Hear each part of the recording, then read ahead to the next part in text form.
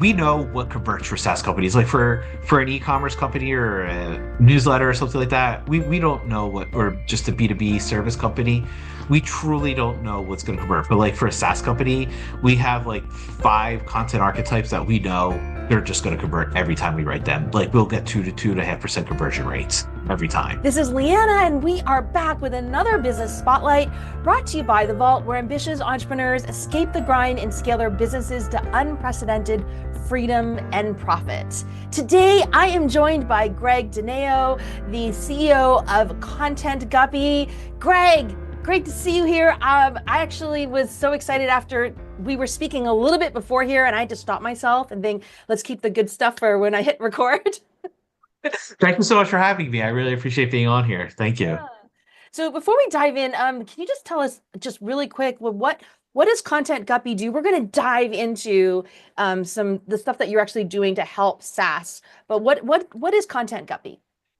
So in essence, we're an SEO agency for SaaS companies. So we help increase MRR through SEO, and yeah, that's pretty much what we do. I mean, we have like we have special sauce, secret sauce, things like that, and all that stuff. That's pretty much what we do in a nutshell. Yeah. And what inspired you to start Content Guppy? So this is a funny story. In 2021, I believe, yeah, March of 2021, I was amicably fired from a job. Still keep in touch with the CMO. I'm good friends with them still. But it was time for me to go, and I didn't know what else to do. So I was like, "Hey, let's start an SEO agency." I had scaled that. I helped scale that business to 10 million ARR with SEO. So we just decided to deploy the playbook that we built for that company, and now we just deploy it to other SaaS companies. I mean, we've modified it since then, but that's what really inspired me. It was sort of one of those like, "Oh wow, I got to do something now." So yeah. And I love how you just threw that aside so casually. 10 million. It's just Well, I tell us a mean, little bit now, that I'm just like, tell me a little bit more about that. yeah, for sure. So when I started there in 2015, the company was doing between 700K ARR and 900K ARR. I don't remember the number exactly. We were under a million, whatever it was. I was the second marketing hire in the company. So we were really early days. I mean, there was 5 engineers, 2 marketers before me, and that was kind of a little bit better. That was kind of it. Totally bootstrapped. And so what we decided to do, like long story short, we realized that SEO was going to work for us to grow the company. We found that out within a couple months of me joining. Oh, wait, this is a real opportunity here. So, sorry, my dog is barking in the background. So, um, so we just grinded away on that for the next 5 years, and we slowly built the team up. We hired in-house link builders. I mean, there was a point in time right before I left, we were spending $40,000 a month on content. So that's that's what we were doing, and that's kind of how we grew it. There's no real like secret there. It's just kind of like a grind, a day after day, week after week, year after year, for 5 years. I mean, now the company's exploded since I've left, but yeah, so that's what we did. And thanks for saying that, because I think that it's a good reminder for people to know that SEO isn't anything, doesn't work instantly. And So you you need can see, experts like yourself, right, to you grind can it see out. tr- we tell our clients like you should see traction in 90 days.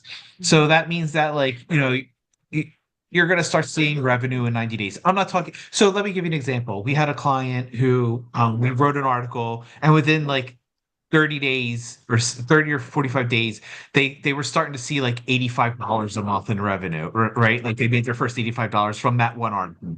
That's not tons of money by any stretch, but we knew we were on the right path. And so that's kind of what happened for us at Time Doctor. We wrote an article, and we were like, and it started to rank a little bit, and we were starting to see like 2 users a month, 4 users a month, and then we were sort of like, oh wait, let's double down on this. So you should start to see traction, and you'll know if it works pretty quickly.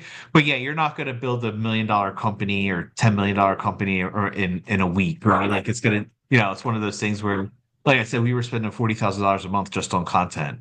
That does not include link building. Yeah, right. So So what's working right now for in terms of what you're doing and what you're really excited Hmm. about that's working for your client? Yeah. So right now, what's working for our clients is we focus really on the website on bottom of the funnel content, which is like the stuff that is people are searching right before they're ready to buy. So no more like we're not chasing traffic any longer. That's a real big difference. Before we used to chase traffic and like, hey, let's get all the traffic to our site. That doesn't happen anymore. We're not doing that. Right now, we like the traffic that we are the top of the funnel stuff. We disperse like encourage our clients to like put that on LinkedIn, put that on YouTube. Things like that. So the bottom of the funnel content is what we're working on for our clients right now. The other thing that's really working for us is once we get the traffic, only a small percentage of people are going to buy, even if though we have like that bottom of funnel. So what we do is we like to capture that traffic via like a founder-led email newsletter or a CEO-led email newsletter because that's what we find the most interesting and that's what our clients find the most interesting. And so now we use SEO to bring the traffic to the site. Now we have these like these marketing opportunities down the road, and that's what's really exciting to me. It's not the 10,000 visitors or 20,000 visitors or 100,000 visitors a month that you're getting, whatever it is. It's the fact that you're building an email list of 10, 20, 50,000 people who are interested in what you do, want to hear from the CEO every week, and then you could eventually sell to them. Okay. So if I had a SaaS company and I come to you, what are you doing with Content Guppy to help me Yep. execute all that? That sounds amazing. Yeah, so what we will do is we will create your SEO content. We will build links for you. We'll help convert the content into both the newsletter as well as to get people to try. And then we'll also create the founder-led newsletter for you. Like we'll like if you're the founder, we'll interview you weekly or bi-weekly or whatever it is. And we'll, get your insights and things like that. And then we'll convert that into 1, 2, 3 newsletters, things like that. Yeah. Right. Yeah. Yeah. And flipping to the other side, what have you found been some of the toughest things about trying to get SEO working with SaaS companies or even just growing Content Guppy itself? Yeah, so the hardest part about so there's two challenges primarily with growing content complete. And I think this is true with all agencies. One is is founders and CEOs and SaaS companies get pitched a lot of SEO. So standing out is really hard, right? Um so you have to kind of backdoor your way into a meeting. Direct mail, like direct email, things like that does not work at all. For us anyway, has not worked at all. So we have to back our way in some way, shape, or form. But whether it's through going on podcasts like this, or going on or doing workshops with other creators, things like that. Building our own email list, we do a lot of that as well. Um, so that's what's working, but like the challenge still is very much these SaaS founders get just pitched so often, and so they don't trust people. So that trust factor. Second one is scaling, right? Like unlike a SaaS company or a digital product, there's a margin cost or a unit cost for every person you bring in. So every client we bring in there's a work hour that has to go into or a set of work hours that have to go into that factor into the cost of the client and who do you hire or do you scale that up, and so that's kind of those are the two challenges. Yeah. And I think the elephants in the room, I guess, when we talk about stuff like this is AI. So how are you finding it? I mean, I was mentioning this to you before the call, right? Some people are saying SEO is dead because of AI or this killed Google or this. And then people are saying, well, so much garbage is being churned out. And I mean, I'm like, people have been churning out garbage since the 80s. So I don't know, but like, how is that affecting it? Or like, what's your take here on the role of AI in all this? So it's both presenting some really fun opportunities that we're loving, and it's also like like we no longer go after top of funnel content anymore because there's no real point in it. Again, we tell our clients, like, put your top of funnel content into a YouTube video, put it into a LinkedIn post, and we have, we could help them craft LinkedIn posts and things like that. Put it into your newsletter, stuff like that. But so that's the one thing, is that we don't focus on traffic anymore. It's 100% about revenue. So the other thing is we are very cognizant of trying to get our clients found in like a Perplexity or in a Gemini or things like that. ChatGPT, things like that. So we do try that. We have we're constantly testing and constantly trying to iterate and see what's working and what's not working. And then but the fun opportunities are like, okay, so here's a fun story.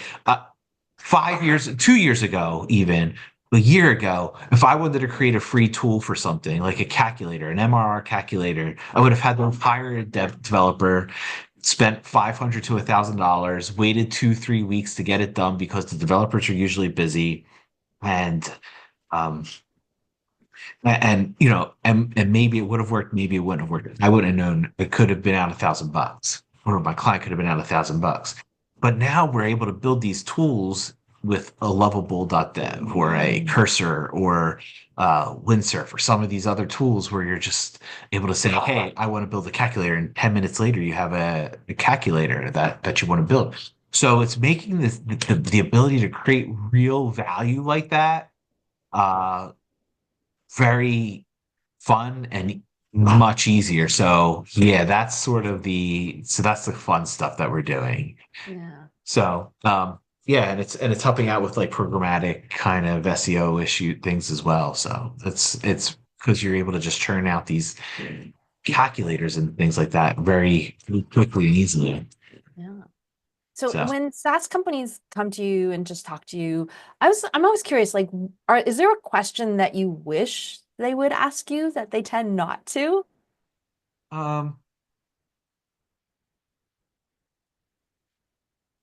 no, they pretty much ask me. They ask you everything because they're No, they pretty much ask everything. Yeah, I don't think there is something where I'm like, oh wow, I wish you would have asked me that. No.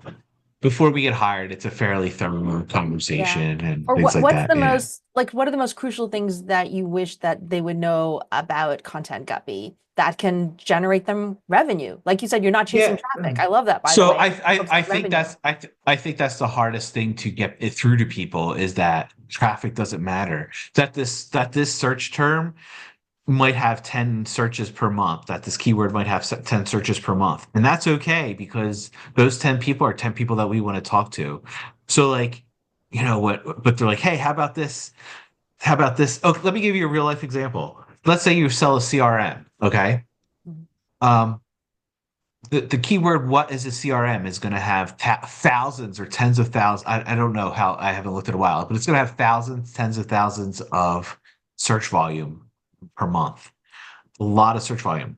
Problem is, and that sounds great, and every SaaS company is like, hey, I want a CRM or something of that ilk. It's like, hey, how about this search term? And the problem is this: if you're Googling what is a CRM, you're not going to spend $150 to $500 a month on said CRM, right? Good point. So why bother writing that post? There's no real reason to write that. Like, if you want to put like, hey, what's a CRM or something like that, throw that on LinkedIn. Like, that's cool. Do that. Like, make it a couple, but I think you have 1,400 characters or whatever. Throw those 1,400 characters on what is a CRM on LinkedIn. But like, don't waste, like to rank for that keyword is going to cost you $10,000, right? Because it's super competitive too. Don't waste $10,000 on what is a CRM, because nobody's going to buy, right? Your ideal client is not buying that. They're looking for something like best CRM for realtors, and right, and they want to know a breakdown of, hey, why your solution is the best one. And that's what you should be focusing on. There might only be 100 or 200 people searching for that versus the what is a CRM, but that's okay, because now we're talking to realtors who are presumably your ideal market, and then you get to tell them, here's why our CRM is the best solution for you. So that's kind of like a real life example. I think I rambled, so I apologize. No, that was good. I like because then I think you're a breath of fresh air to kind of talk about these things because, like you said, I come actually from a world where we're chasing traffic a lot, right? Again, I'm more in the paid ad side, but I Right. just find this interesting as well, like just in how you were able to. I think it's smarter. It's definitely a smarter way of doing it. Like it's, I get it. I get it. Yeah. Yeah. So, is there a reason Thanks. why you decided just to stick with SaaS? That's what we know. So we have like content archetypes around like we know what converts for SaaS companies. Like for an e-commerce company or a newsletter or something like that, we don't know what, or just a B2B service company, we truly don't know what's going to convert. But like for a SaaS company, we have like five content archetypes that we know they're just going to convert every time we write them. Like we'll get 2 to 2.5% conversion rates every time. Wow. So that's why we stick to that. It's just what we know. It's what we're good at. Right. Yeah. Yeah. You That's know, great. Like I we can see how we that just makes a no-brainer. If I have a SaaS company, I'd be like, well, you have the winners, so I should just yeah, hire yeah, you. exactly. And that's and then we have relationships with publishers for link building now, and so it's one of those, like if we had to go into another industry or something like that, we wouldn't have those relationships anymore. So we wouldn't know how to get those people to buy the product as much. So yeah, that's kind of why we stick with SaaS. Is there a specific size SaaS company that you are looking to work with? So we typically work with companies who are in the 5 to 50 million ARR range. Mhm. So it's a big spread Okay. for sure. Yeah. Oh, great. Yeah, so before as we wrap up here, do you have like a big focus or a big goal for 2025? Um, so I don't, we do, yes. It's just to increase revenue by a very significant number. I prefer not to mention that, but That's like, yeah, fine. yeah, yeah, yeah. It's a revenue number that we want to. Yeah. Yeah. That's our goal for sure. Sure. Yeah. Sure. Well, you have the formula and how to do it. So I know you'll Yes, get there. we're You'll get getting there. there slowly. Yeah. Yeah. So if people want to find out more about you, and especially if they are in that category of the sweet spot of SaaS companies that you are able to, get the best results for, Yeah. where should they find you? So contentguppy.com, you could just Google Content Guppy. And then also, if you just Google Red Dineo, I'm active on LinkedIn pretty daily. So that's the two places where I really focus, spend most of my time. Okay, great. We'll make sure we'll put those links somewhere around this video Thank or you. podcast where people are listening or watching. Sounds So great. thanks again for coming. Thank you.